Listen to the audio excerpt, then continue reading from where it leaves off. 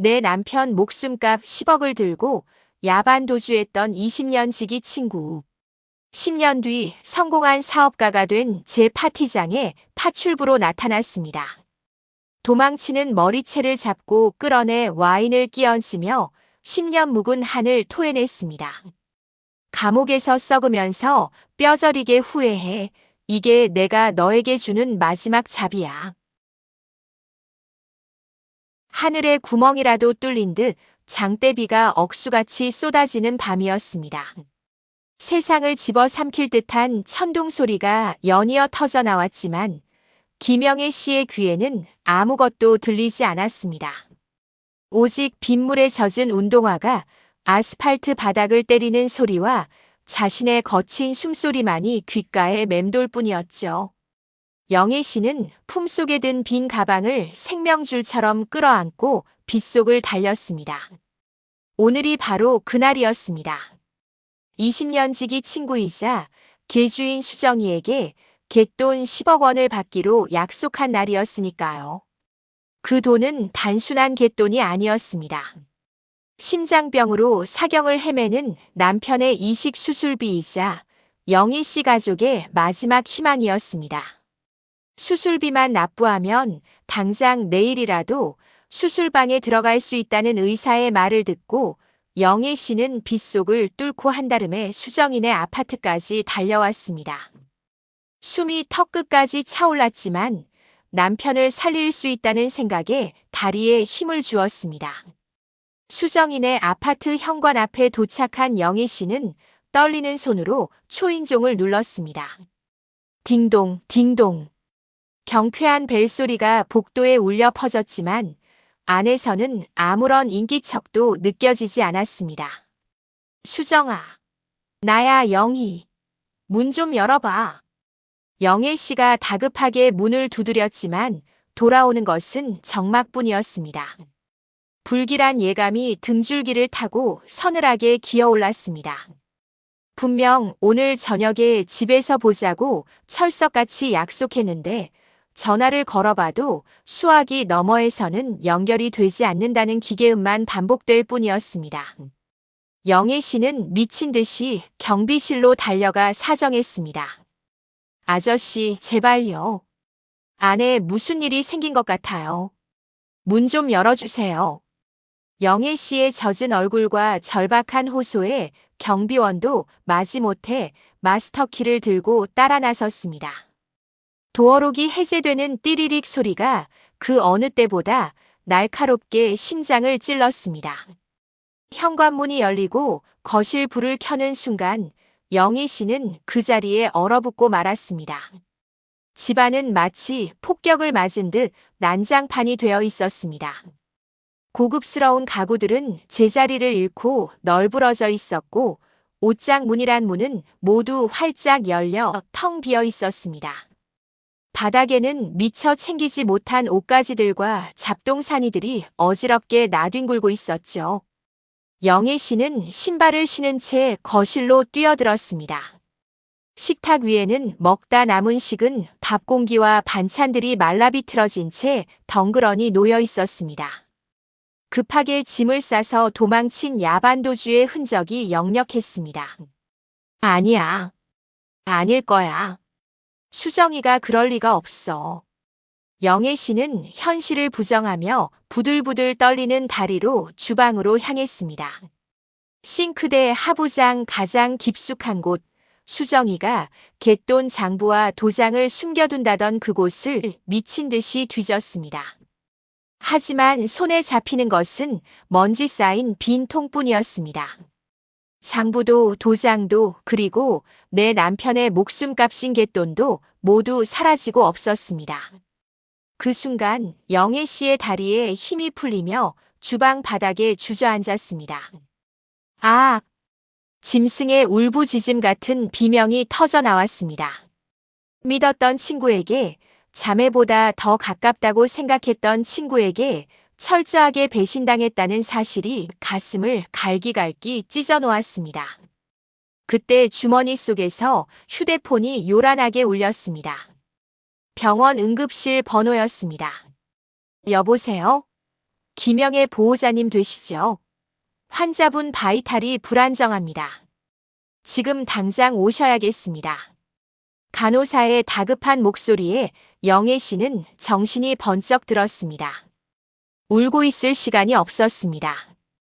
어떻게든 병원에 가서 사정이라도 해봐야 했습니다. 영애 씨는 빗속으로 다시 뛰쳐나갔습니다. 비는 아까보다 더 거세게 퍼부으며 영애 씨의 앞길을 막아섰지만 그녀는 넘어지고 깨지면서도 병원을 향해 달리고 또 달렸습니다. 응급실에 도착했을 때 영애 씨의 온몸은 흙탕물과 빗물로 엉망이 되어 있었습니다. 제 남편 어디 있나요?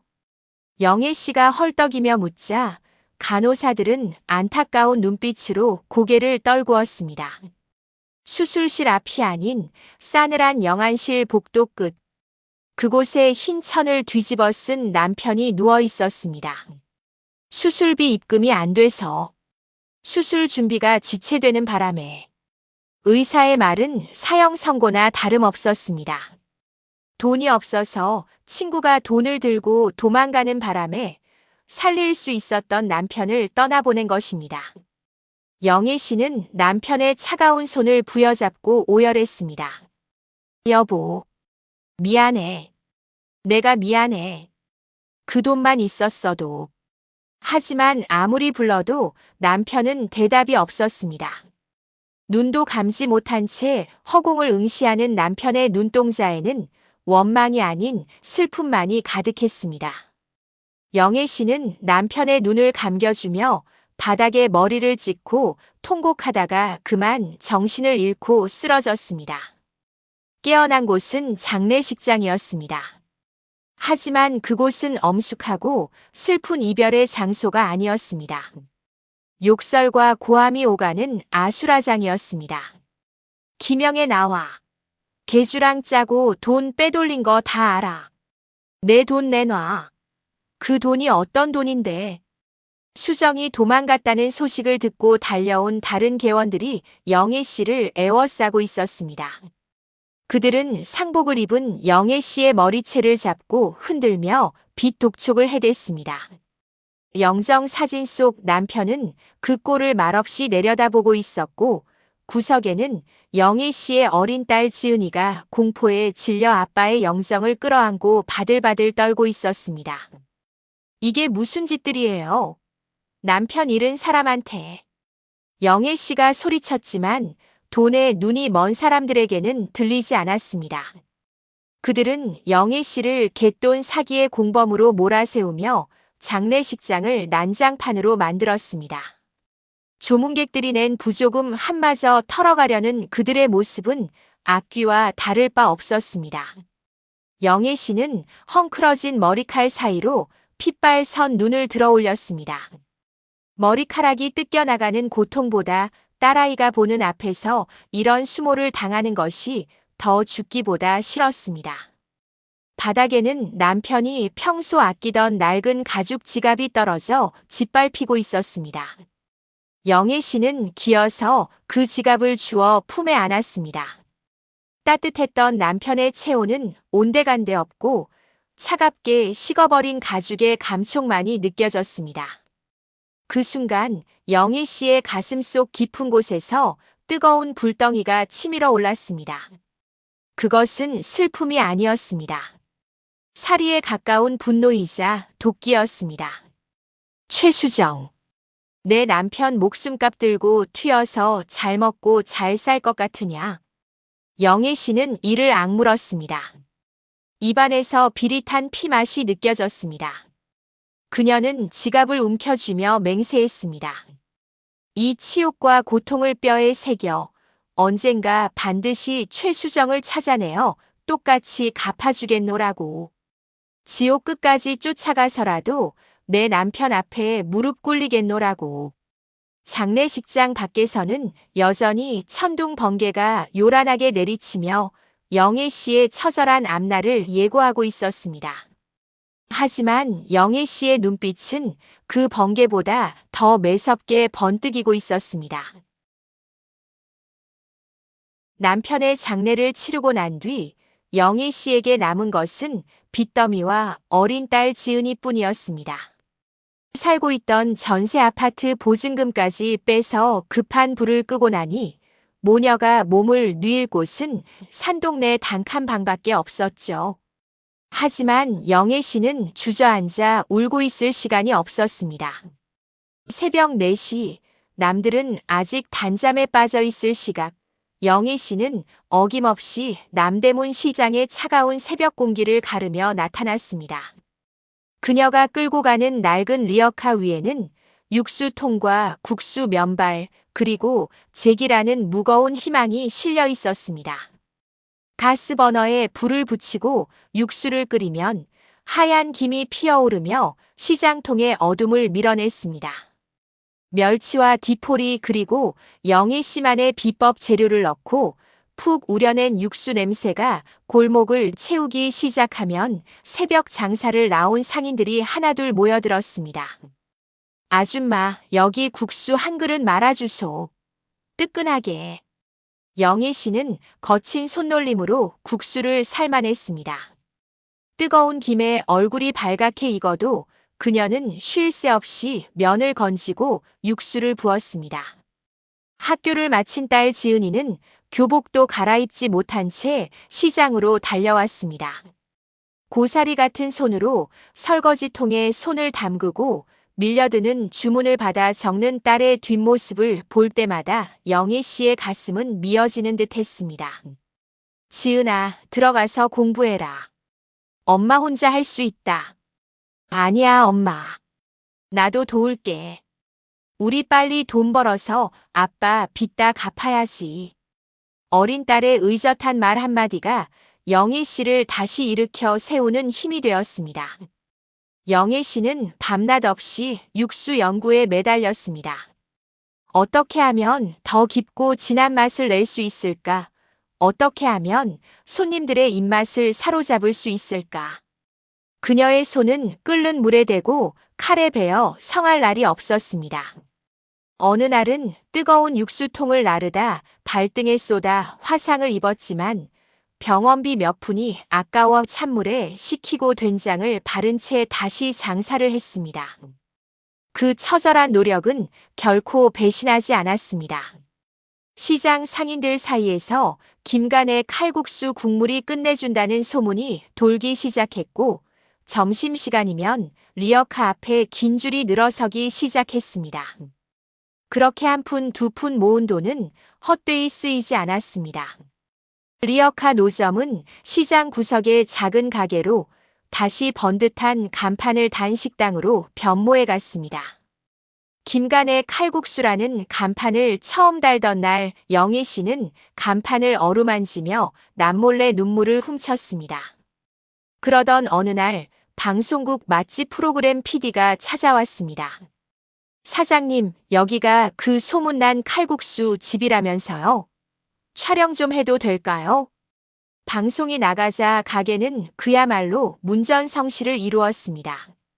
전국 각지에서 몰려든 손님들로 가게 앞은 인산인해를 이루었고 가맹점을 내달라는 문의 전화가 빗발쳤습니다. 영애 씨는 이 기회를 놓치지 않았습니다. 그녀는 타고난 사업 수완을 발휘하여 프랜차이즈 법인을 설립했고 김간애라는 브랜드는 전국으로 뻗어나갔습니다. 시간은 화살처럼 빠르게 흘러 어느덧 10년이라는 세월이 지났습니다. 화면은 몽타주처럼 영희 씨의 성공 신화를 빠르게 보여줍니다. 비가 새던 단칸방은 아파트로 다시 강남의 고급 주상복합으로 바뀌었습니다. 시장 바닥에서 쭈그리고 앉아 국수를 삶던 영애 씨의 모습은 세련된 정장을 입고 결제 서류에 서명하는 CEO의 모습으로 변해갔습니다. 거칠고 갈라졌던 그녀의 손은 이제 최고급 핸드크림을 바르고 다이아몬드 반지를 낀 고운 손이 되었습니다.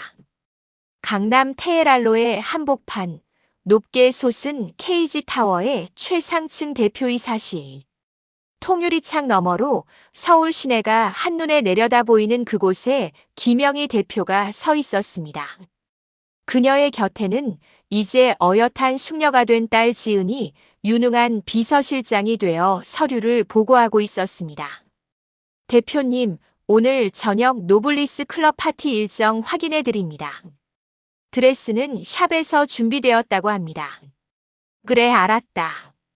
지은아, 준비는 다 됐지? 영애 씨의 물음에 지은은 의미심장한 미소를 지으며 고개를 끄덕였습니다. 네, 어머니.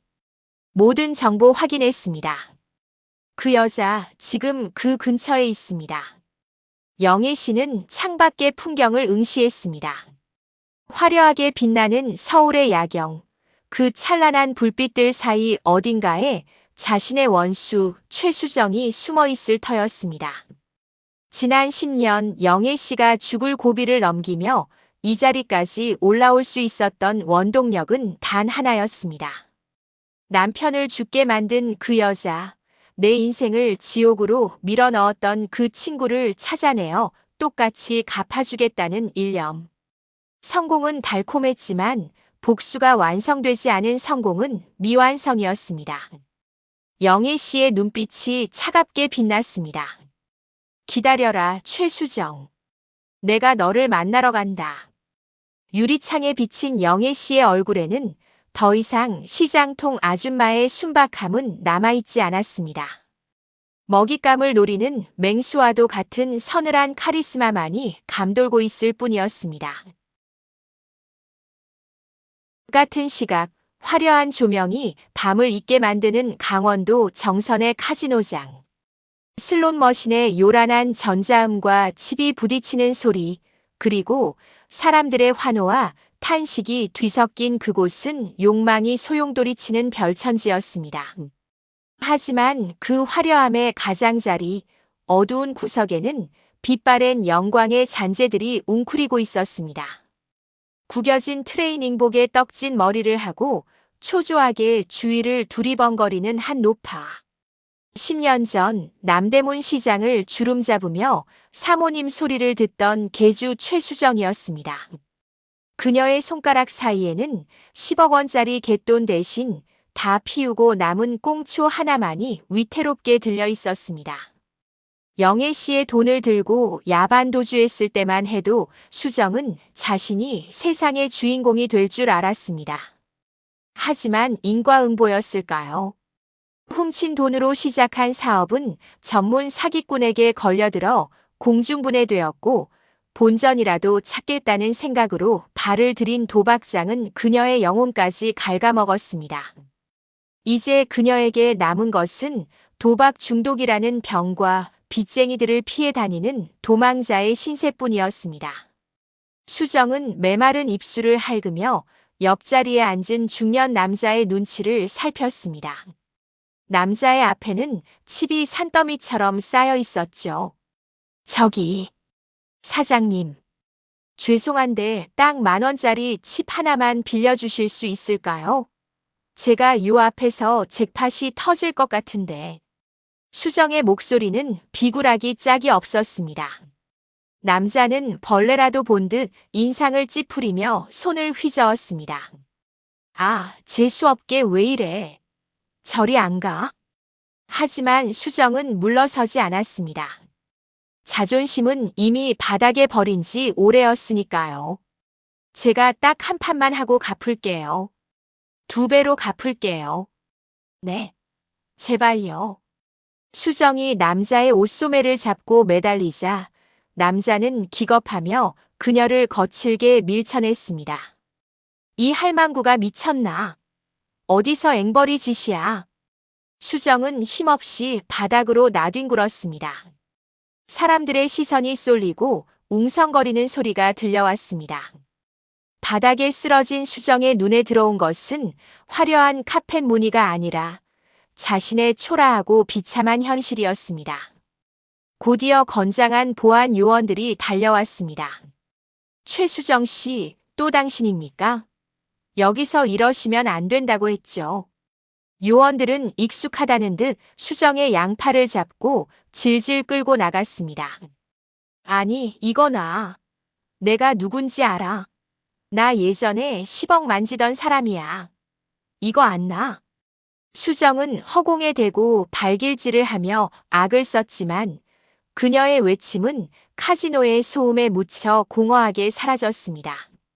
화려한 회전문 밖으로 내동댕이 쳐진 수정은 차가운 보도블록 위에 주저앉았습니다. 주머니를 뒤져보았지만 먼지와 부스러기만 나올 뿐 차비 한 푼 없었습니다. 배에서는 꼬르륵 소리가 요동을 쳤습니다. 그녀는 비틀거리는 걸음으로 근처 편의점 쓰레기통을 뒤졌습니다. 누군가 먹다 남긴 컵라면 용기를 발견하고는 주위를 살피며 허겁지겁 국물을 마셨습니다. 식어 빠진 짠 국물이 목구멍을 타고 넘어가자 눈물이 핑 돌았습니다. 내가 어쩌다 이렇게 됐나. 영의 그년 돈만 아니었어도. 반성은커녕 여전히 남탓만 하는 그녀의 습관은 고쳐지지 않았습니다. 그때 멀리서 검은색 승합차 한 대가 서서히 다가오는 것이 보였습니다. 수정은 본능적으로 몸을 숨겼습니다. 사채업자들이었습니다. 그녀를 잡기 위해 강원도까지 쫓아온 독사 같은 놈들이었죠. 수정은 덜덜 떨며 골목길로 숨어들었습니다. 여기서 잡히면 뼈도 못 추릴 것이 뻔했습니다. 서울로 가야 해. 사람 많은 곳에 숨어야 산다. 수정은 이를 악물고 무작정 지나가던 화물 트럭 짐칸에 몰래 올라탔습니다. 짐승처럼 웅크린 채 덜컹거리는 트럭에 몸을 싣고 밤새 서울로 향했습니다. 그녀의 귓가에는 여전히 룰렛 돌아가는 소리가 환청처럼 들려왔습니다. 서울에 도착한 수정은 신분증조차 팔아먹어 정상적인 취업을 할 수 없었습니다. 그녀가 갈 곳이라곤 신분을 따지지 않는 인력사무소뿐이었습니다. 아줌마, 강남 사모님 댁 파출부 자리 하나 났는데 할겨? 소장의 말에 수정은 입을 삐죽거렸습니다. 내가 왕년에 사모님 소리 듣던 사람인데 남의 집 변기를 닦으라고요. 배가 불렀구만. 싫으면 말고. 당장 밥 굶고 길바닥에서 자든지. 소장이 장부를 덮으려 하자 수정은 다급하게 그의 팔을 잡았습니다. 아니에요, 할게요. 무조건 할게요. 자존심이고 뭐고 당장 입에 풀칠이라도 해야 했으니까요. 수정은 낡은 앞치마를 받아들고 배정받은 강남의 고급 아파트로 향했습니다. 으리으리한 아파트 입구를 통과하며 수정은 묘한 기시감을 느꼈습니다. 10년 전 자신이 영희의 돈을 들고 도망쳐 꿈꾸었던 삶이 바로 이런 곳에 있었기 때문입니다. 하지만 지금 그녀는 주인이 아닌 그들의 뒤치다꺼리를 하는 하녀 신세였습니다. 그녀가 맡은 일은 내일 있을 펜트하우스 파티의 주방 보조였습니다. 집주인이 깐깐하기로 소문난 박사모라는 말에 다른 도우미들은 기피했지만 일당을 더 준다는 말에 수정은 덥석 물었습니다. 그릇 하나라도 깨면 일당 없는 줄 알아. 알겠어. 총괄 셰프의 엄포에 수정은 비굴하게 고개를 조아렸습니다. 네네. 염려 마세요. 제가 또 살림 하나는 끝내주게 하거든요. 거울 속에 비친 자신의 모습을 보며 수정은 씁쓸한 표정을 지었습니다. 깊게 패인 주름과 거친 피부 그리고 초라한 작업복. 화려했던 과거의 최수정은 죽었습니다. 하지만 그녀는 여전히 헛된 희망을 품고 있었습니다. 이번 일만 잘해서 목돈 좀 주면 다시 한 판 크게 벌려서 인생 역전하는 거야. 도박 중독자의 망상은 끝이 없었습니다. 그녀는 내일 파티장에서 자신을 기다리고 있을 운명적인, 아니 파멸적인 만남을 꿈에도 모른 채 묵묵히 그릇을 닦았습니다. 접시 위로 떨어진 물방울이 그녀의 일그러진 욕망을 비추고 있었습니다. 해가 뉘엿뉘엿치고 서울 도심에 화려한 네온 사인이 하나둘 켜질 무렵 청담동의 최고급 뷰티 살롱 VIP룸은 분주했습니다. 영애 씨는 푹신한 가죽 의자에 앉아 거울 속 자신을 물끄러미 바라보고 있었습니다. 평소에는 화장기 없는 얼굴에 단정한 정장 차림을 고수하던 그녀였지만 오늘은 특별한 날이기에 전문가의 손길을 빌리고 있었죠. 유명 메이크업 아티스트의 섬세한 터치가 닿을 때마다 영애 씨의 얼굴에 배어있던 지난 세월의 고단함은 옅어지고 우아한 기품이 피어올랐습니다. 헤어 디자이너는 영애 씨의 머리를 볼륨감 있게 드라이하며 연신 감탄사를 내뱉었습니다. 대표님, 오늘 피부 컨디션이 너무 좋으세요. 이 실크 드레스랑 정말 찰떡이시네요. 영애 씨는 쑥스러운 듯 옅은 미소를 지어 보였습니다. 그녀가 입고 있는 옷은 짙은 남색의 실크 드레스로 과하지 않으면서도 은은하게 흐르는 광택이 성공한 사업가의 품격을 드러내주고 있었습니다. 과거 남편의 장례식장에서 입었던 낡은 상복이나 시장 바닥에서 입던 육수 냄새밴 앞치마와는 비교조차 할 수 없는 옷이었습니다. 메이크업이 끝나고 자리에서 일어나자 대기하고 있던 딸 지은이 다가와 보석함을 열었습니다. 엄마, 오늘 정말 멋지다. 영화배우 같아요. 지은은 영롱하게 빛나는 진주 목걸이를 꺼내 엄마의 목에 걸어주었습니다. 차가운 진주알이 피부에 닿는 순간 영애 씨는 가슴 한구석이 묵직해지는 것을 느꼈습니다. 거울 속에는 성공한 여성 CEO 김영희가 서 있었지만 그 눈동자 깊은 곳에는 여전히 10년 전 빗속을 달리던 절박한 아내의 모습이 서려 있는 듯 했습니다. 오늘은 대한민국 상위 1% 부유층 여성들의 사교 모임인 노블리스 클럽에 영애 씨가 정식 회원으로 데뷔하는 날이었습니다. 단순히 돈이 많다고 들어갈 수 있는 곳이 아니었습니다. 사회적 지위와 평판, 그리고 무엇보다 기존 회원들의 만장일치 추천이 있어야만 입성할 수 있는 그야말로 선택받은 자들만의 리그였죠. 영애 씨를 이 자리에 초대한 사람은 클럽의 회장이자 강남 사교계의 거물인 박사모였습니다. 그녀는 영애 씨가 밑바닥에서부터 일궈낸 성공 신화와 정직한 기업가 정신을 높이 사며 영애 씨를 자신의 멘티로 삼고 싶어 했습니다. 지은의 배웅을 받으며 살롱을 나선 영애 씨는 대기하고 있던 검은색 최고급 세단에 몸을 실었습니다. 부드러운 엔진 소리와 함께 차가 미끄러지듯 청담동 거리를 빠져나가 한남동의 고급 빌라촌으로 향했습니다. 차창 밖으로 스쳐 지나가는 한강의 야경이 오늘따라 유난히 시리도록 아름다웠습니다. 영애 씨는 무릎 위에 놓인 클러치 백을 꽉 쥐었습니다. 성공의 정점에 서는 날 가장 화려한 조명을 받는 날이지만 마음속에서는 긴장감과 알 수 없는 서글픔이 교차하고 있었습니다.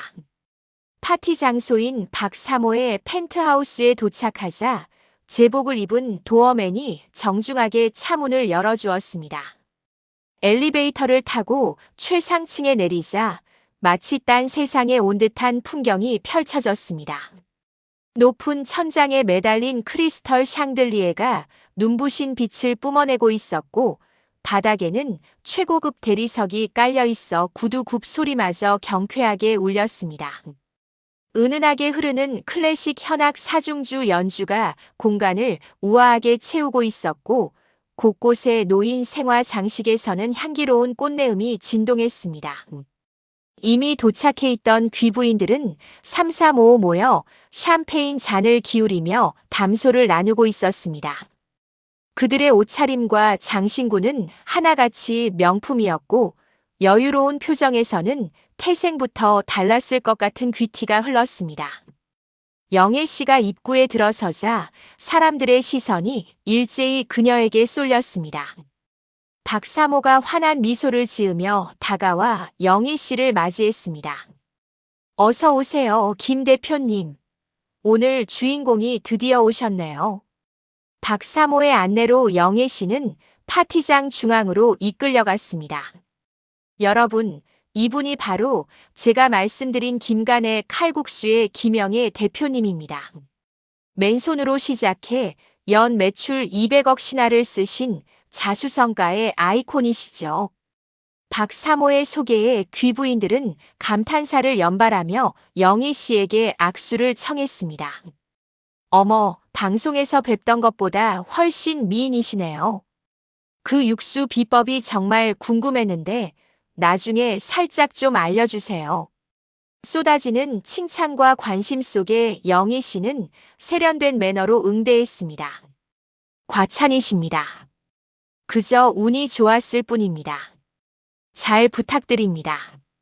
그녀의 태도는 겸손하면서도 당당했고 그 모습은 좌중을 압도하기에 충분했습니다. 웨이터들이 쟁반에 핑거푸드와 최고급 와인을 나르며 파티의 분위기는 무르익어 갔습니다. 영애 씨도 와인 잔을 받아들고 사람들과 건배를 나누었습니다. 입술에 닿는 와인의 맛은 달콤하고 향긋했지만 목구멍으로 넘어가는 느낌은 어쩐지 씁쓸했습니다. 주위는 온통 웃음소리와 행복한 대화로 가득 찼지만 영희 씨는 문득 지독한 고독감을 느꼈습니다.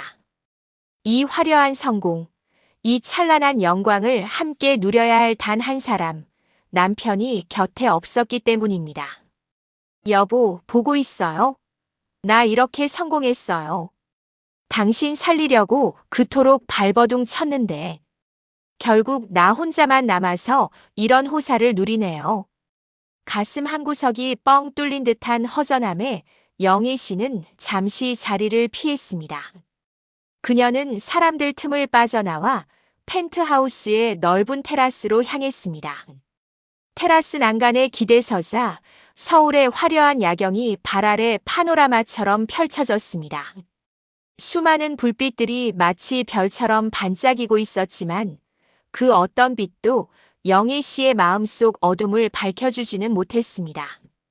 그녀는 밤하늘을 올려다보며 남편에게 마음속으로 말을 건넸습니다. 조금만 기다려요. 당신 억울하게 만든 그 사람, 내가 꼭 찾아서 당신 앞에 무릎 꿇릴게. 그때까지만 나 지켜봐줘요. 영애 씨의 눈가에 이슬이 맺혔지만 그녀는 재빨리 눈물을 훔쳐냈습니다. 지금은 울 때가 아니었습니다. 아직 끝나지 않은 숙제가 남아 있었으니까요. 그때 뒤에서 인기척이 느껴졌습니다. 박사모가 와인 잔을 들고 다가왔습니다. 여기서 혼자 뭐 하세요? 야경이 참 좋죠? 박사모는 영애 씨의 어깨를 따뜻하게 감싸 안았습니다. 김 대표님, 얼굴에 근심이 있어 보여요. 오늘 같은 날은 좀 즐기셔도 돼요. 그동안 앞만 보고 달리느라 고생하셨잖아요. 박사모의 위로에 영애 씨는 옅은 미소를 지으며 고개를 끄덕였습니다. 네, 감사합니다, 회장님. 덕분에 이런 좋은 자리에도 와보고 정말 꿈만 같습니다. 무슨 말씀을요? 김 대표님은 충분히 자격 있어요. 앞으로 우리 클럽에서 좋은 인연 많이 만들어가요. 박사모의 진심 어린 격려에 영희 씨는 마음이 한결 편안해지는 것을 느꼈습니다. 성공이라는 고지에서 만난 든든한 조력자이자 언니 같은 존재였습니다. 영애 씨는 박사모에게 다시 한번 감사를 표하고 마음을 다잡으며 파티장 안으로 발걸음을 옮겼습니다. 그래, 오늘은 즐기자. 내가 이 자리에 서기 위해 흘린 땀과 눈물을 보상받는 날이니까. 영애 씨가 다시 화려한 샹들리에 불빛 아래로 들어서려는 찰나였습니다. 파티장 안쪽 주방과 연결된 통로 쪽에서 날카로운 파열음이 들려왔습니다. 와장창. 그릇이 깨지는 소리는 우아한 클래식 선율을 단번에 찢어 놓았습니다. 사람들의 대화가 뚝 끊기고 시선이 일제히 소리가 난 쪽으로 쏠렸습니다. 아니, 조심하지 않고 뭐 하는 거야? 오늘같이 중요한 날에.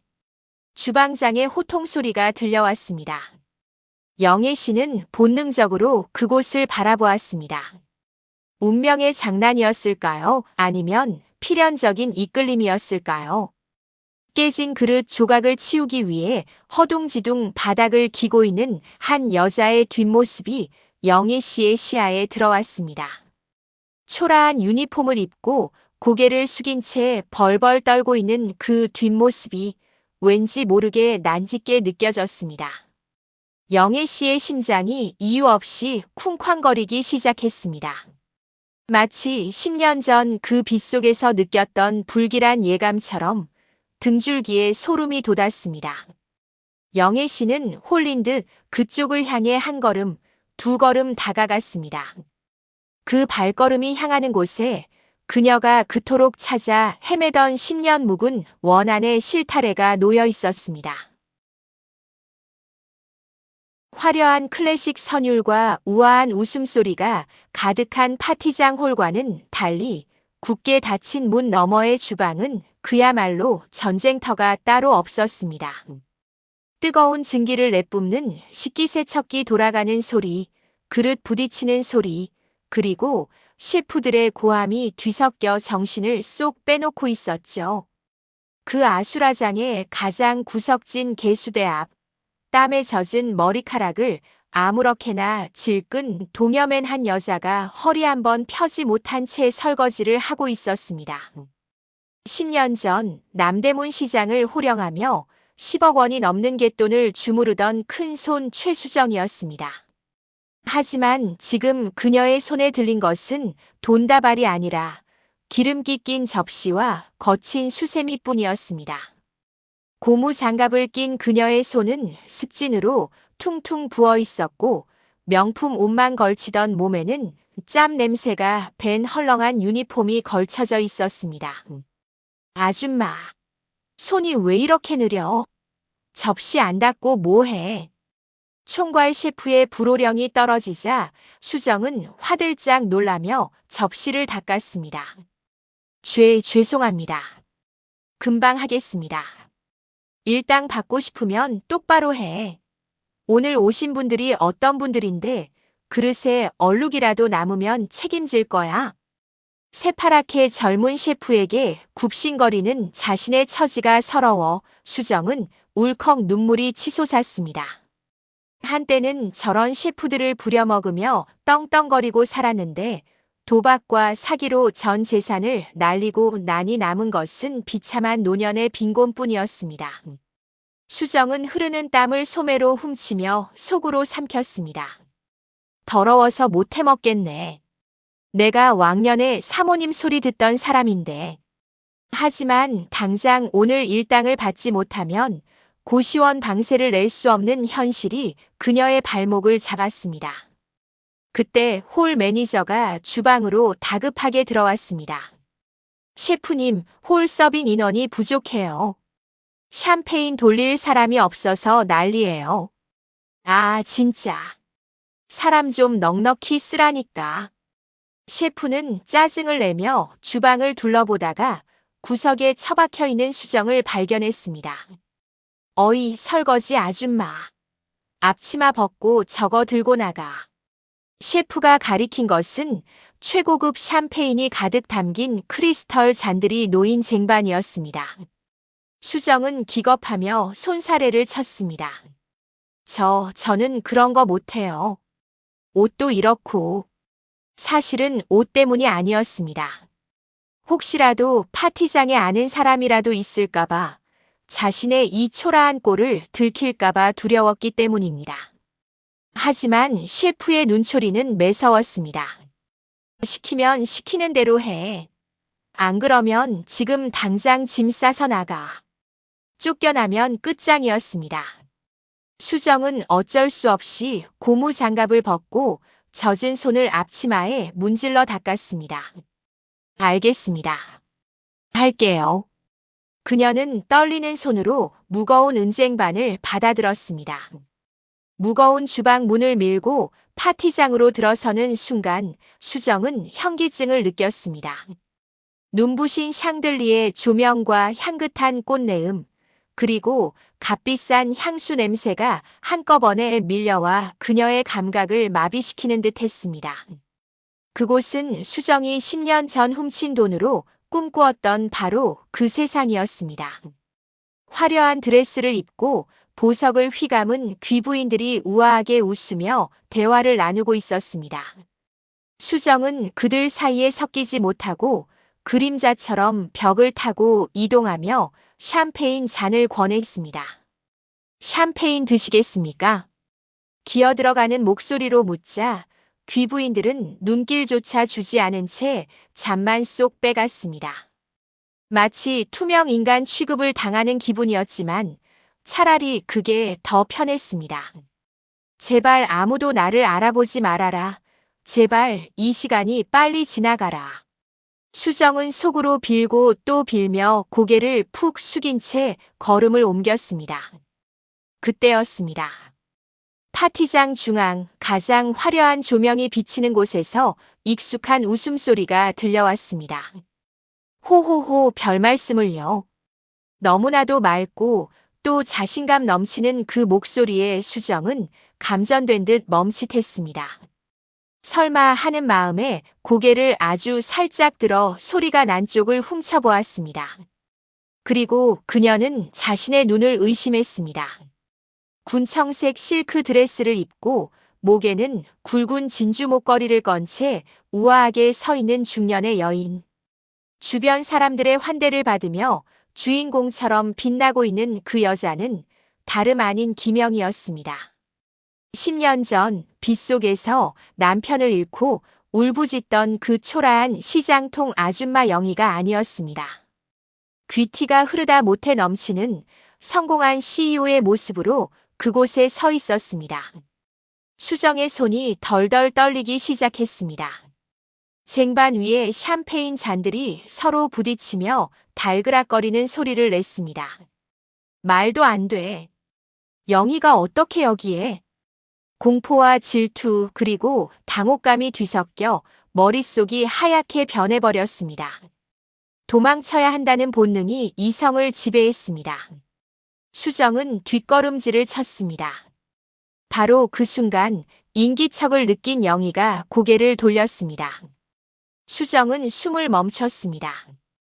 허공에서 두 여자의 시선이 정확하게 맞부딪혔습니다. 영희의 눈동자가 커지더니 이내 믿을 수 없다는 듯 가늘게 떨렸습니다. 하지만 그것도 잠시 영희의 눈빛은 순식간에 차가운 얼음장처럼 굳어버렸습니다. 10년 전 장례식장에서 품었던 그 서슬 퍼런 도끼가 아니 그보다 더 깊고 무거운 살기가 영희의 눈에서 뿜어져 나왔습니다. 마치 지옥 끝까지 쫓아오겠다던 저승사자와 마주친 기분이었습니다. 수정은 공포에 질려 입을 틀어막으려다 중심을 잃고 말았습니다. 뒷걸음질 치던 발이 지나가던 웨이터의 발에 걸린 것입니다. 수정의 몸이 휘청거렸고 손에 들고 있던 무거운 은쟁반이 허공으로 솟구쳤습니다. 와장창. 날카로운 파열음이 파티장의 우아한 공기를 찢어발겼습니다. 수십 개의 크리스털 잔이 바닥에 떨어져 산산조각이 났고 황금빛 샴페인이 사방으로 튀어 바닥을 적셨습니다. 파티장은 찬물을 끼얹은 듯 정적에 휩싸였습니다. 음악도 웃음소리도 뚝 끊겼습니다. 모든 사람들의 시선이 바닥에 주저앉은 수정에게로 꽂혔습니다.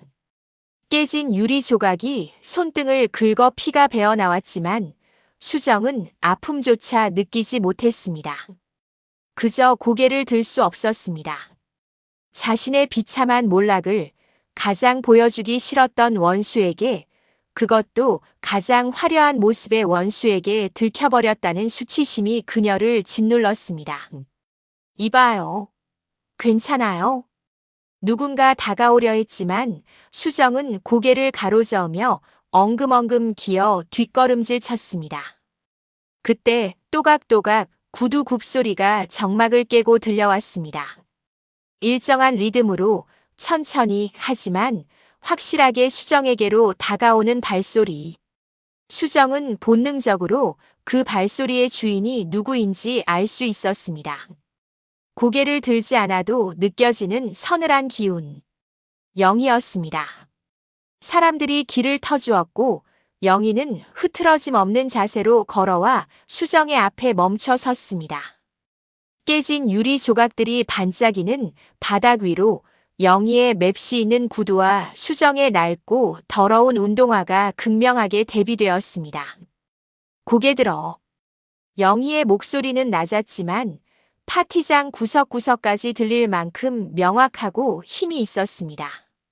그것은 10년의 기다림 끝에 마침내 먹잇감을 포착한 포식자의 명령이었습니다. 수정은 부들부들 떨며 천천히 고개를 들었습니다. 눈물로 얼룩진 그녀의 시야에 싸늘하게 내려다보는 영희의 얼굴이 들어왔습니다. 그 눈빛은 말하고 있었습니다. 찾았다, 최수정. 찾았다, 최수정. 영애 씨의 서늘한 눈빛과 마주친 순간 수정은 벼락을 맞은 듯 전신이 마비되는 공포를 느꼈습니다. 10년 전 자신이 짓밟고 도망쳤던 그 친구가 성공한 사업가이자 복수의 화신이 되어 눈앞에 나타난 것입니다. 수정의 머릿속에서는 비상경보가 요란하게 울려 퍼졌습니다. 도망가야 해. 잡히면 끝장이야. 본능적인 생존 욕구가 마비된 다리를 움직이게 했습니다. 수정은 깨진 유리 조각들이 널려있는 바닥을 박차고 일어나 미친 사람처럼 비상구를 향해 몸을 돌렸습니다. 그녀가 할 수 있는 것은 오직 하나, 뒤도 돌아보지 않고 달리는 것뿐이었습니다. 거기서 최수정. 영희 씨의 천둥 같은 고함이 파티장의 높은 천장을 때리고 울려 퍼졌습니다. 그 소리에 놀란 귀부인들이 샴페인 잔을 떨어뜨릴 뻔하며 길을 비켰습니다. 수정은 젖먹던 힘을 다해 달렸습니다.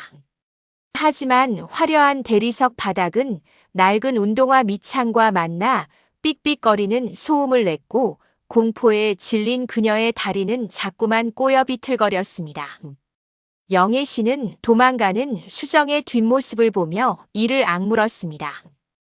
여기서 놓치면 다시는 잡을 수 없을지도 모른다는 절박함이 그녀를 움직였습니다. 영애 씨는 신고 있던 높은 하이힐을 벗어 저 멀리 집어 던졌습니다. 탁, 탁. 구두가 바닥에 떨어지는 소리와 함께 영애 씨의 맨발이 차가운 대리석 바닥에 닿았습니다. 실크 드레스 자락을 거칠게 걷어올린 그녀는 전력 질주를 시작했습니다. 지난 10년 뜨거운 육수통을 나르고 밀가루 반죽을 치대며 단련된 그녀의 체력은 도망자보다 훨씬 강인했습니다. 맨발로 파티장을 가로지르는 그녀의 모습은 우아한 CEO가 아닌 사냥감을 쫓는 암사자의 기세였습니다. 수정은 파티장을 빠져나가기 위해 주방 쪽으로 방향을 틀었습니다. 비상구는 주방을 통과해야만 갈 수 있었기 때문입니다. 헐떡거리며 주방 문을 열어젖히자 아까 자신을 구박했던 총괄 셰프가 놀란 눈으로 앞을 가로막았습니다. 어이 아줌마, 어디가?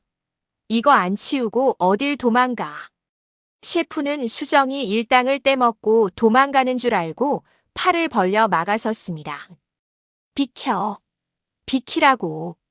수정은 악을 쓰며 셰프의 가슴을 밀쳐내고 뒷문으로 달려갔습니다. 하지만 그 문을 열자 나타난 것은 비상계단이 아니었습니다. 난간이 가로막힌 막다른 발코니였습니다. 밤바람이 훅 끼쳐오고 아래로는 까마득한 정원이 내려다 보이는 절벽 같은 곳이었습니다. 아! 수정은 비명을 지르며 다시 안으로 들어오려 했습니다. 하지만 이미 늦었습니다. 어느새 들이닥친 영애 씨가 문을 막아서고 있었기 때문입니다. 이제 갈 데 없지. 이리 와. 영애 씨는 망설임 없이 손을 뻗어 수정의 뒷머리채를 휘어잡았습니다. 악! 이거나. 사람 살려. 수정이 비명을 지르며 발버둥 쳤지만 영희 씨의 악력은 상상을 초월했습니다. 매일 수백 명분의 칼국수 반죽을 치대며 단련된 손가락은 강철 갈고리처럼 수정의 머리카락을 파고들었습니다. 영애 씨는 수정의 멱살과 머리채를 동시에 잡고 질질 끌고 파티장으로 다시 나갔습니다. 나, 놓으란 말이야. 나 좀 살려줘. 수정은 바닥에 질질 끌려가며 애원하고 저항했지만 영희 씨는 꿈쩍도 하지 않았습니다. 주방 바닥에 떨어진 음식물 찌꺼기와 물기가 수정의 유니폼을 더럽혔지만 영희 씨에게는 보이지 않았습니다. 오로지 10년 전 빗속에서 남편을 잃고 빚쟁이들에게 머리채를 잡혔던 그날의 기억만이 생생하게 되살아나 그녀의 팔에 힘을 실어줄 뿐이었습니다. 영애 씨가 수정을 끌고 파티장 홀로 다시 나타나자 장내는 물을 끼얹은 듯 조용해졌습니다. 화려한 드레스를 입은 채 맨발로 파출부의 머리채를 잡고 끌고 나오는 이 기괴하고도 압도적인 광경에 사람들은 숨조차 크게 쉬지 못했습니다. 박 사모는 놀란 눈으로 그 광경을 지켜보다가 경호원들에게 눈짓을 보내 상황을 주시하게 했습니다. 영애 씨를 막으라는 신호가 아니라 그녀가 하는 일을 방해하지 말라는 무언의 지시였습니다. 영애 씨는 파티장 한복판, 가장 크고 화려한 샹들리에 아래까지 수정을 끌고 갔습니다. 그리고 잡고 있던 손을 놓으며 바닥으로 힘껏 내동댕이 쳤습니다. 으악! 수정은 볼품없이 바닥에 나뒹굴었습니다. 벗겨진 신발 한 짝은 저 멀리 날아갔고 헝클어진 머리는 산발이 되어 얼굴을 가렸습니다. 그녀는 벌벌 떨며 몸을 웅크렸습니다. 수백 개의 눈동자가 자신을 내려다보고 있다는 수치심과 영희 씨에 대한 공포로 숨이 막혀왔습니다. 영희 씨는 가쁜 숨을 몰아쉬었습니다. 실크 드레스는 구겨지고 맨발은 더러워졌지만 그녀의 눈빛만큼은 그 어느 때보다 형형하게 빛나고 있었습니다. 그녀는 헝클어진 머리카락을 쓸어 넘기며 바닥에 쓰러진 수정을 내려다보았습니다. 10년 전 자신을 내려다보며 비웃고 떠났던 그 여자가 지금은 발밑에서 벌레처럼 꿈틀거리고 있었습니다. 최수정, 여기가 어디라고 기어들어와. 내 눈에 띄면 죽는다고 했지. 영희 씨의 낮고 서늘한 목소리가 수정의 귀에 꽂혔습니다. 수정은 고개를 들지 못한 채 바닥만 긁어댔습니다. 영희야, 내가 잘못했어. 제발. 그때 박 사모가 걱정스러운 얼굴로 다가왔습니다. 김 대표님, 이게 무슨 일입니까? 아시는 분인가요? 다른 귀부인들도 호기심과 우려가 섞인 눈빛으로 영희 씨를 바라보았습니다. 영희 씨는 천천히 고개를 들어 좌중을 둘러보았습니다. 그리고 떨리는 손가락으로 바닥에 엎드린 수정을 가리켰습니다. 이제 만천하에 이 여자의 죄를 고발할 시간이었습니다. 그녀의 입술이 천천히 떨어졌습니다. 파티장은 무거운 침묵에 휩싸여 있었습니다. 수백 개의 크리스털 샹들리에가 뿜어내는 화려한 불빛 아래 바닥에 엎드린 추레한 차림의 파출부와 그를 내려다보는 우아한 드레스 차림의 CEO. 그 기묘하고도 압도적인 대치 상황에 숨소리조차 들리지 않았습니다. 영애 씨는 가쁜 숨을 고르며 흐트러진 호흡을 가다듬었습니다. 그녀의 시선은 바닥을 기고 있는 수정에게서 떨어지지 않았지만 입은 좌중을 향해 열렸습니다. 여러분 많이 놀라셨죠? 죄송합니다. 하지만 오늘 이 자리에서 여러분께 꼭 소개해드려야 할 사람이 있습니다. 영애 씨의 목소리는 낮았지만 그 울림은 파티장의 구석구석까지 명확하게 전달되었습니다. 귀부인들은 부채로 입을 가리며 서로 수군거렸고 박 사모는 굳은 표정으로 영애 씨의 다음 행동을 주시했습니다. 영애 씨는 떨리는 손가락으로 바닥에 납작 엎드린 수정을 가리켰습니다. 이 여자 제 20년 지기 친구였습니다. 아니, 친구인 줄 알았던 악마였습니다. 수정은 영애 씨의 발목을 잡고 애원했습니다. 영희야, 제발, 여기서 이러지 마. 내가 잘못했어. 나중에 다 갚을게. 그녀의 목소리는 공포와 수치심으로 덜덜 떨리고 있었습니다. 하지만 영애 씨는 수정의 손을 벌레 털어내듯 매몰차게 뿌리쳤습니다. 갚아. 10년이 지났어. 죽은 내 남편은 돌아오지 않아. 넌 돈을 훔친 게 아니라 사람 목숨을 훔친 거야. 영애 씨의 일갈에 수정은 비명 같은 신음을 내뱉으며 몸을 웅크렸습니다. 영애 씨는 다시 고개를 들어 사람들을 바라보았습니다. 그녀의 눈에는 10년 전 그날 밤의 빗줄기처럼 차가운 눈물이 고여 있었습니다. 10년 전 제 남편은 심장병으로 죽어가고 있었습니다. 수술비만 있으면 살 수 있었어요. 저는 시장 바닥에서 푼돈을 모아 갯돈을 부었고 이 여자는 개주였습니다. 좌중에서 낮은 탄식이 흘러나왔습니다. 수술비 10억을 받기로 한 날 이 여자는 그 돈을 들고 야반도주했습니다. 저는 빈손으로 병원에 갔고 제 남편은 수술대에도 올라보지 못하고 차가운 시체실로 가야 했습니다. 영애 씨의 고백이 이어질수록 파티장의 공기는 분노와 경멸로 차갑게 식어갔습니다. 우아하고 고상한 척하던 귀부인들의 눈빛이 수정을 향해 날카로운 화살처럼 꽂혔습니다.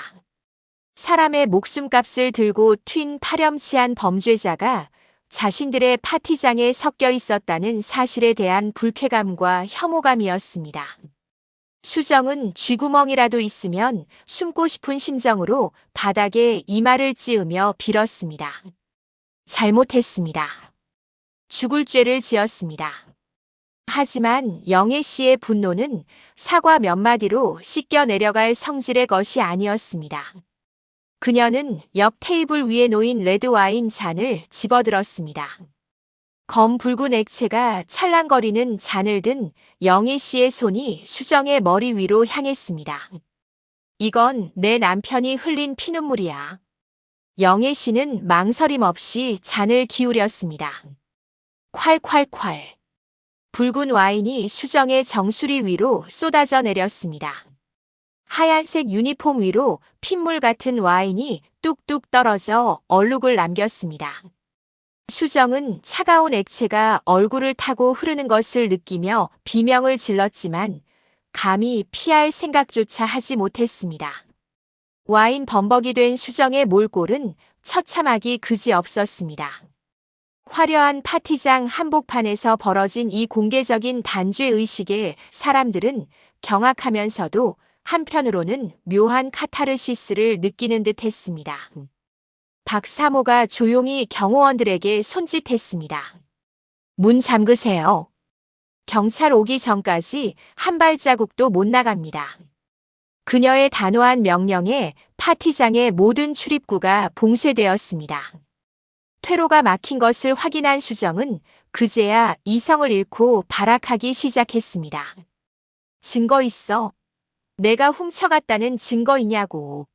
나도 사기당한 거야. 나도 피해자라고. 궁지에 몰린 쥐가 고양이를 물듯 수정은 뻔뻔하게 고개를 쳐들고 소리쳤습니다. 자신의 죄를 인정하기는커녕 오히려 피해자 코스프레를 하며 상황을 모면하려는 추악한 본성이 드러난 것입니다. 증거? 그래, 내가 그렇게 나올 줄 알았지. 영애 씨는 씁쓸한 미소를 지으며 클러치 백에서 작은 녹음기 또는 구형 스마트폰을 꺼냈습니다. 10년 전 도망친 수정이 공중전화로 걸어왔던 그 통화 내용을 녹음해 둔 것이었습니다. 매일 밤 잠들지 못할 때마다 이 녹음기를 틀어놓고 복수를 다짐했던 영애 씨의 보물 1호였습니다. 지인. 녹음기가 작동하고 스피커를 통해 지직거리는 잡음과 함께 10년 전 수정의 목소리가 파티장에 울려 퍼졌습니다. 나야 수정이. 영희야, 미안하다. 내가 이 돈 좀 급하게 쓸 때가 있어서. 사업만 대박 나면 금방 갚을게. 야, 내 남편 수술비야. 너 미쳤어. 당장 가져와. 아, 시끄러워. 남편 죽는 건 운명이라 생각하고 잊어라. 나도 살아야 할 거 아니냐. 나 찾지 마라. 뚝. 통화가 끊기는 소리와 함께 녹음이 멈췄습니다. 파티장 안에는 무거운 정적만이 흘렀습니다.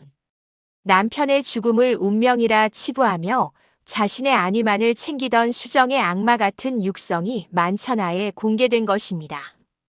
그 목소리는 지금 바닥에 엎드려 살려달라고 비는 비굴한 목소리와 너무나 대조적이어서 듣는 이들의 소름을 돋게 만들었습니다. 수정은 자신의 목소리를 듣고 귀를 틀어막으며 괴로워했습니다.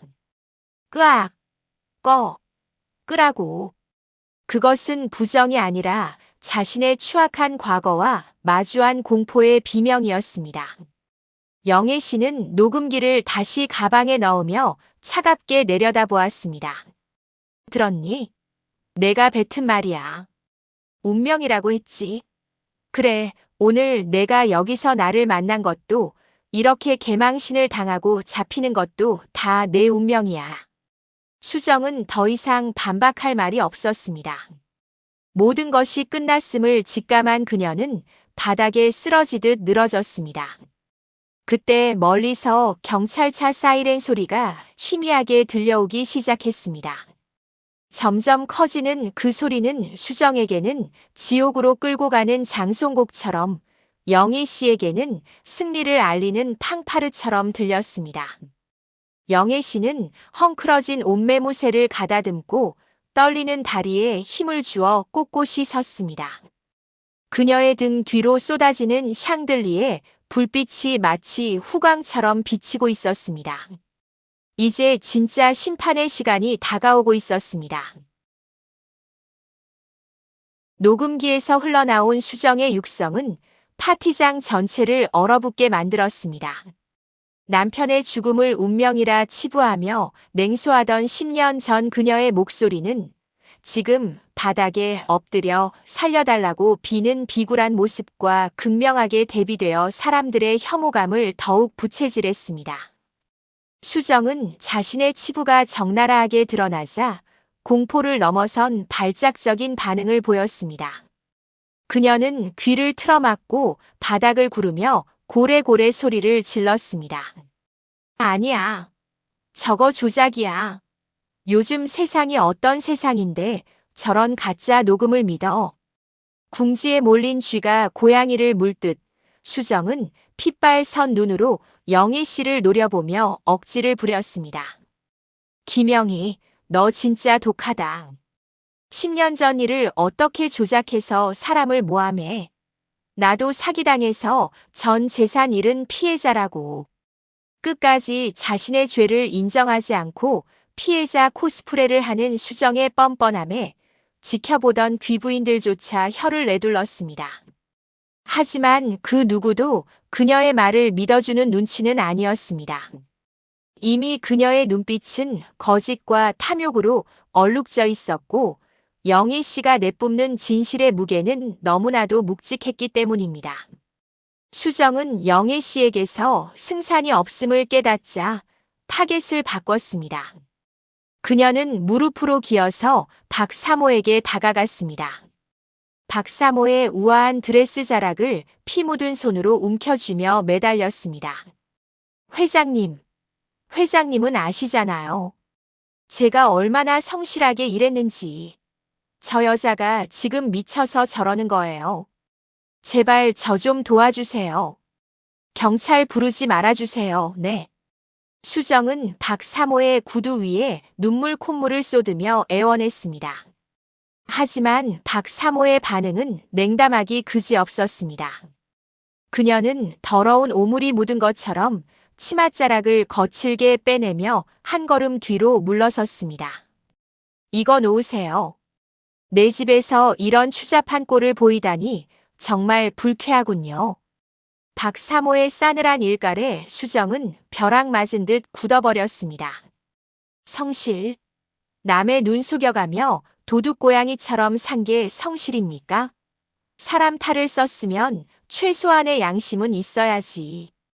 박사모는 손짓으로 경호원들을 불렀습니다. 이 여자 경찰 올 때까지 꼼짝 못하게 잡으세요. 경호원들이 다가와 수정의 양팔을 결박했습니다.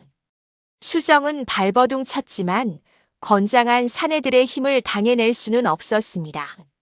모든 퇴로가 차단되자 수정은 다시 영희 씨를 향해 고개를 돌렸습니다.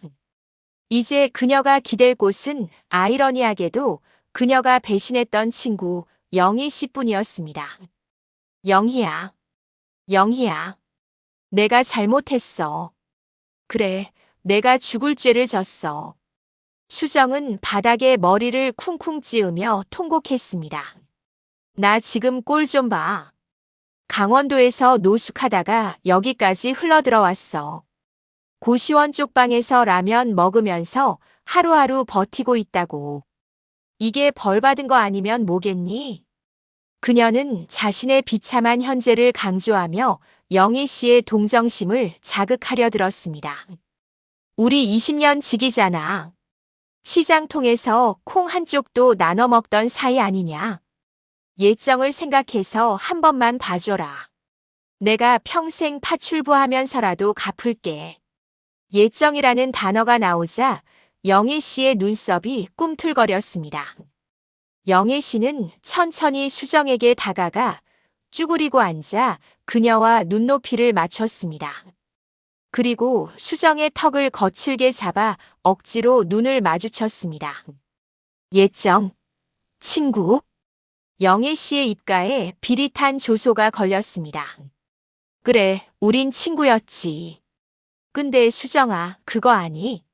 내 남편 장례식 날 빚쟁이들이 들이닥쳐서 내 머리끄덩이를 잡고 흔들 때 너는 어디 있었니? 수정의 눈동자가 불안하게 흔들렸습니다. 영희 씨는 품에서 낡은 사진 한 장을 꺼내 수정의 눈앞에 들이밀었습니다. 그것은 영희 씨가 백방으로 수정의 행방을 수소문하다가 찾아낸 10년 전 공항 면세점 CCTV 화면을 캡처한 사진이었습니다. 사진 속 수정은 양손 가득 명품 쇼핑백을 들고 환하게 웃고 있었습니다. 그날은 바로 영희 씨 남편의 발인 날이었습니다. 내 남편은 수에 한 벌 제대로 못 입고 떠나는데 너는 내 남편 목숨값으로 명품 가방을 샀더구나. 영희 씨의 목소리는 차분했지만 그 속에 담긴 분노는 용암처럼 뜨거웠습니다. 그때 내가 샀던 그 가방, 지금 어디 있니? 팔아먹었니? 아니면 도박판에 날렸니? 수정은 아무 말도 하지 못한 채 고개를 떨구었습니다. 자신의 추악한 과거가 낱낱이 까발려지는 순간 그녀는 쥐구멍이라도 찾고 싶은 심정이었습니다. 영희 씨는 사진을 구겨 수정의 얼굴에 던졌습니다. 너는 사람이 아니야. 짐승도 제 새끼 굶기면 눈물을 흘리는데 너는 친구 남편 목숨을 팔아서 호의호식했어. 그게 내가 말한 예정이냐? 영희 씨는 자리에서 일어났습니다. 더 이상 수정과 말을 섞는 것조차 역겹게 느껴졌습니다.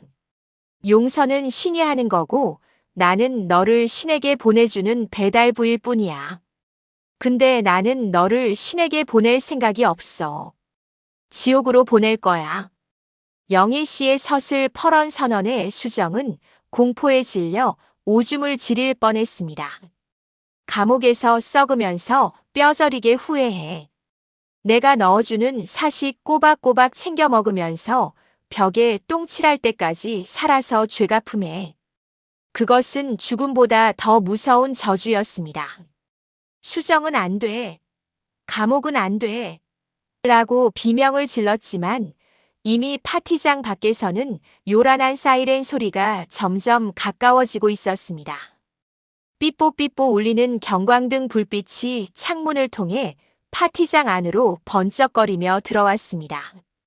그 붉고 푸른 불빛은 수정에게는 절망의 신호였고 영희 씨에게는 길고 길었던 10년 전쟁의 끝을 알리는 승전보였습니다.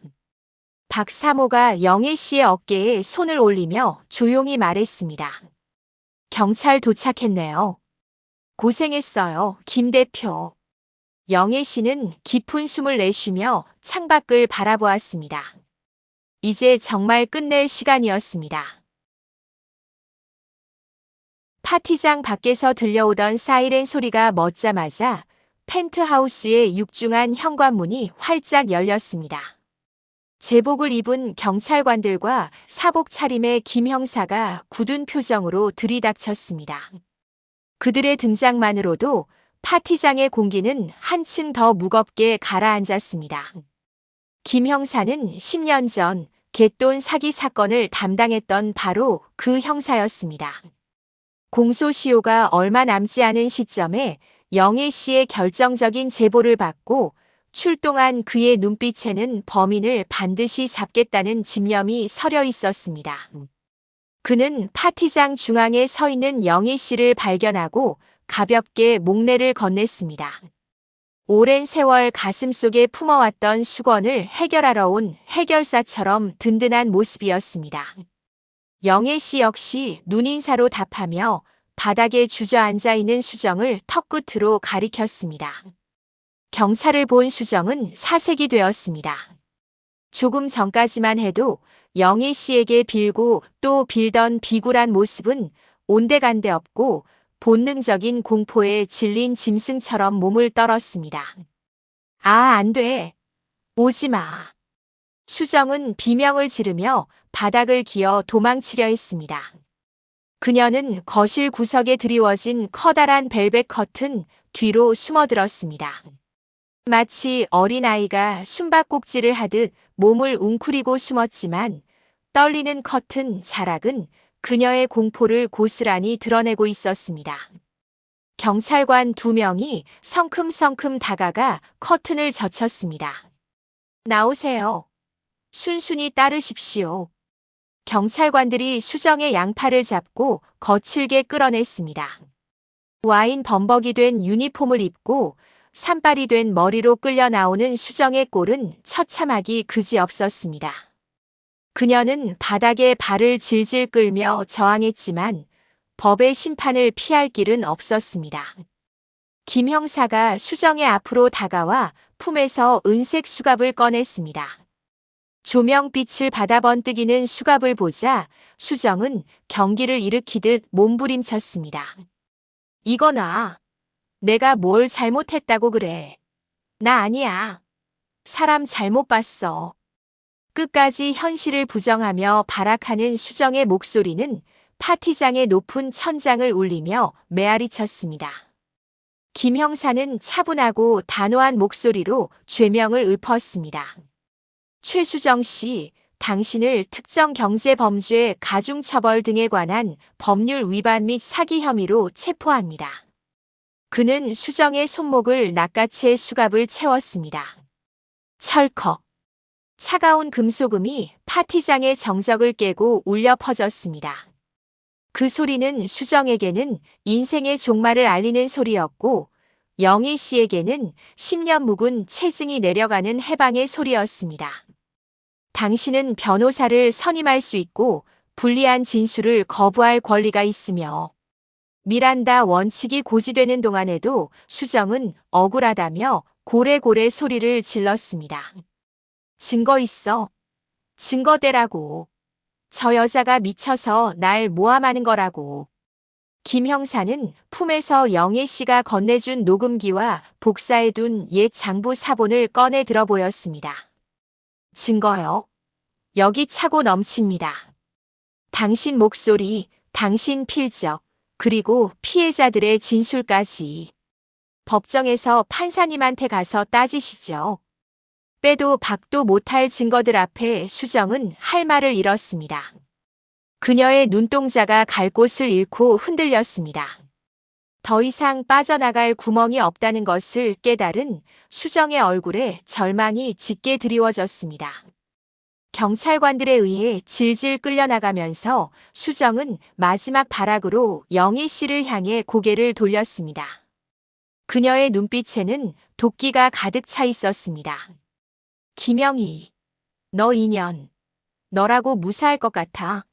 너도 천벌받을 거야. 친구를 팔아먹고 잘 살 것 같으냐. 적반하장도 유분수지 자신의 죄는 뉘우치지 않고 오히려 피해자를 저주하는 그 추악한 모습에 사람들은 혀를 내둘렀습니다. 박사모를 비롯한 귀부인들은 더러운 것을 보았다는 듯 눈살을 찌푸리며 고개를 돌렸습니다. 영애 씨는 수정의 저주에도 눈 하나 깜짝하지 않았습니다. 오히려 천천히 수정에게 다가가 그녀의 귀에 대고 나지막이 속삭였습니다. 아무도 듣지 못하게 오직 수정만이 들을 수 있는 서늘한 목소리였습니다.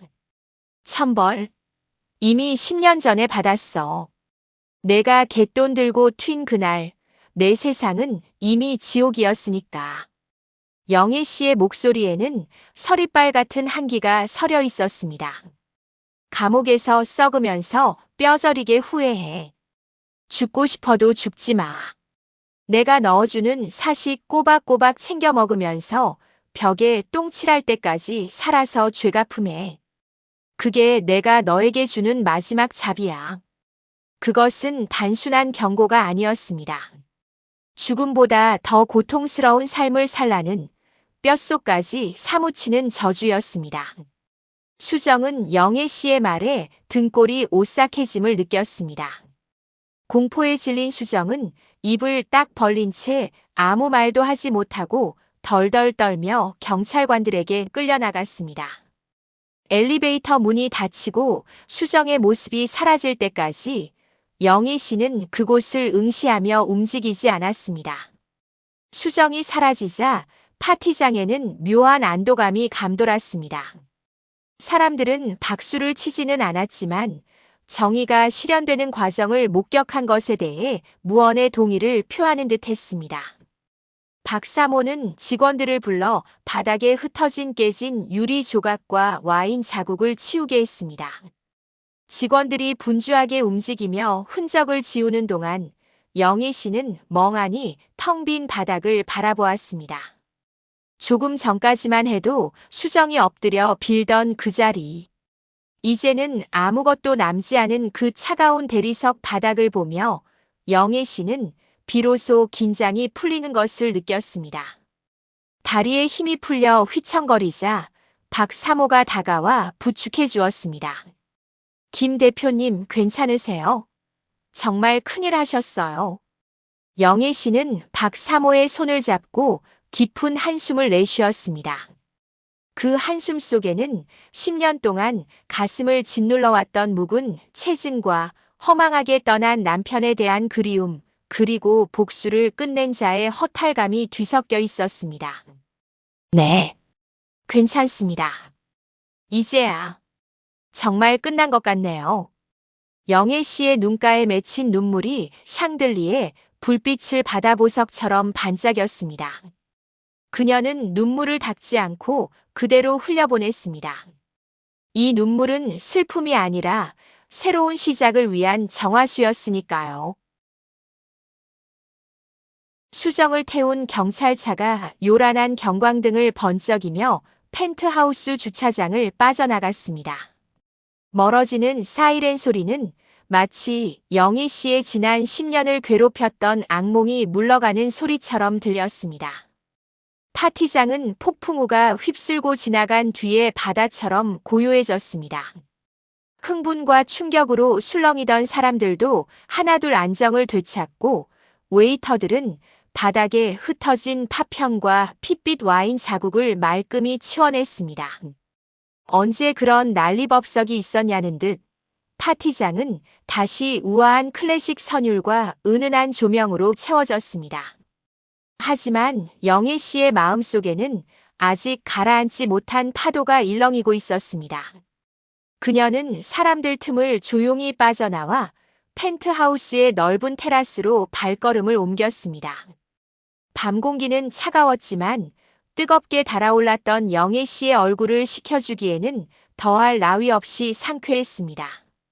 난간에 기대어 아래를 내려다보자 까마득한 도로 위를 달리는 수많은 자동차의 불빛들이 거대한 강물처럼 흐르고 있었습니다.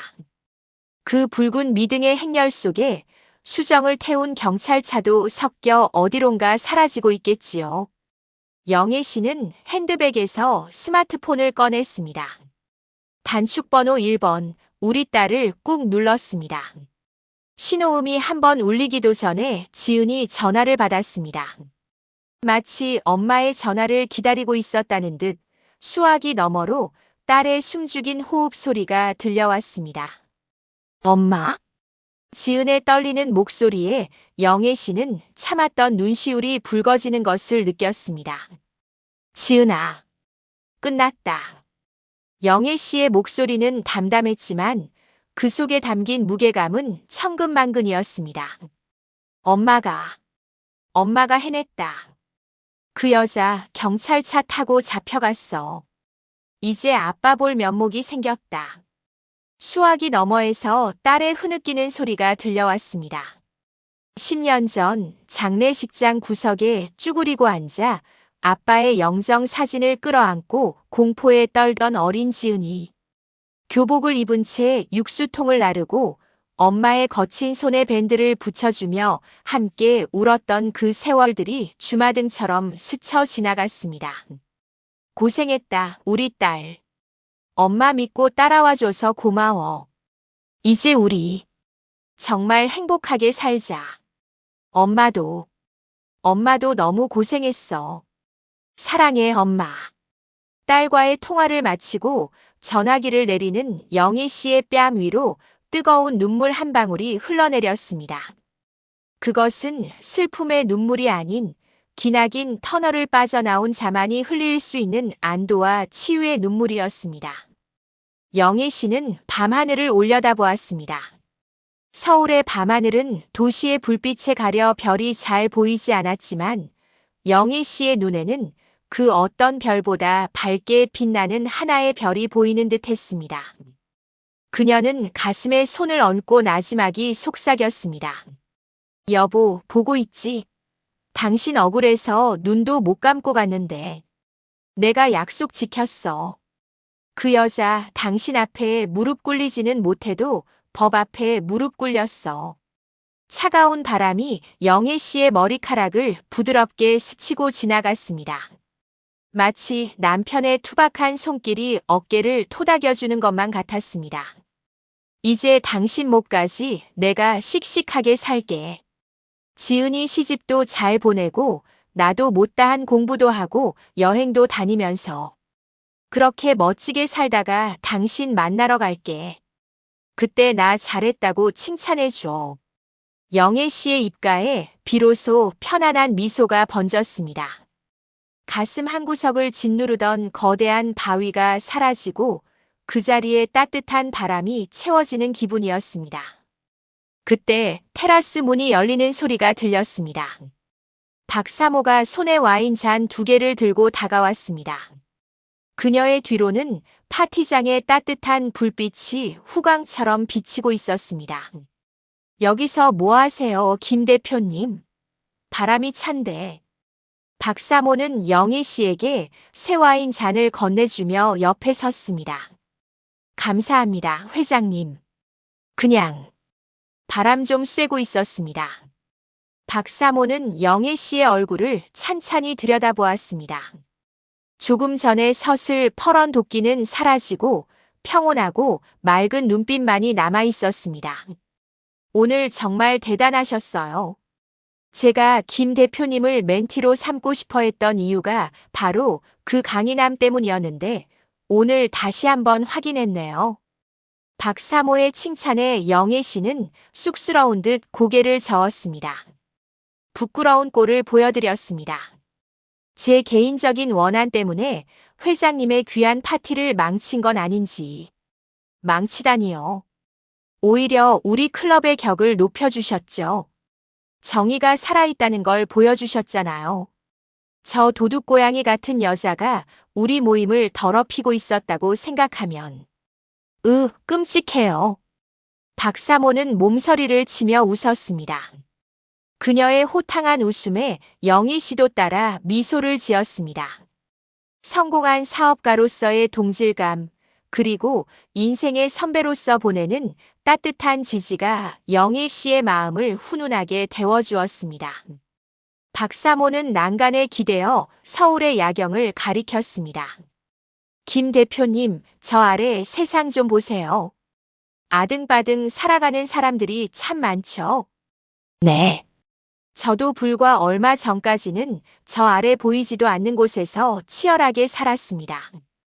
우리는 높은 곳에 올라왔지만 그렇기 때문에 더더욱 잊지 말아야 할 게 있어요. 바로 우리가 어디서부터 시작했는가 하는 거죠.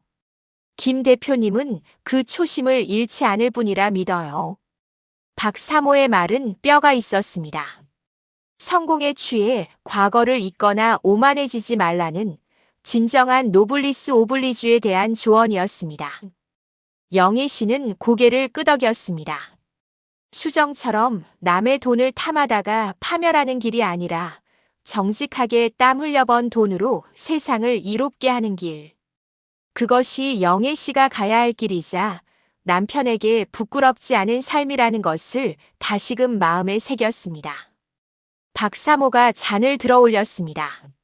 자, 이제 과거는 털어버리고 미래를 위해 건배할까요? 김간의 칼국수의 글로벌 진출과 김영애 대표님의 찬란한 인생 이막을 위하여. 영희 씨도 잔을 높이 들었습니다. 투명한 와인 잔 속에 서울의 화려한 야경이 담겼습니다. 위하여. 잭 마이너스. 맑고 청아한 유리잔 부딪히는 소리가 밤하늘에 울려 퍼졌습니다.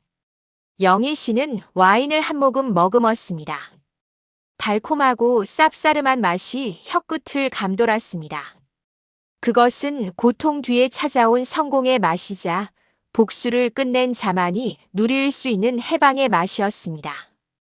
테라스에 나란히 서서 야경을 바라보는 두 여인의 뒷모습을 비춥니다. 화려한 도심의 불빛들이 그녀들을 축복하듯 반짝이고 밤하늘의 별들도 영애 씨의 앞날을 비추듯 빛나고 있습니다. 영애 씨의 당당한 어깨선 위로 10년의 세월을 견뎌낸 굳은 의지와 희망이 겹쳐 보입니다. 화면 하단에 하얀 자막이 천천히 떠오릅니다. 진정한 복수는 용서가 아니라 정의를 실현하고 보란 듯이 행복해지는 것입니다. 당신의 억울함이 풀리는 그날까지 포기하지 마세요. 잔잔한 음악과 함께 화면이 서서히 어두워지며 김영애 대표의 치열하고도 통쾌했던 복수극은 대단원의 막을 내립니다. 하지만 그녀의 진짜 인생은 어쩌면 오늘 밤부터가 진정한 시작일지도 모릅니다. 진정한 복수는 상대를 무너뜨리는 것에서 끝나지 않습니다. 보란 듯이 성공하여 행복하게 사는 것이야말로 최고의 복수입니다. 오늘 영희 씨의 통쾌한 사이다가 여러분의 막힌 속을 시원하게 뚫어드렸기를 바랍니다. 다음 시간에도 잊지 못할 우리 이웃의 진짜 이야기로 찾아오겠습니다.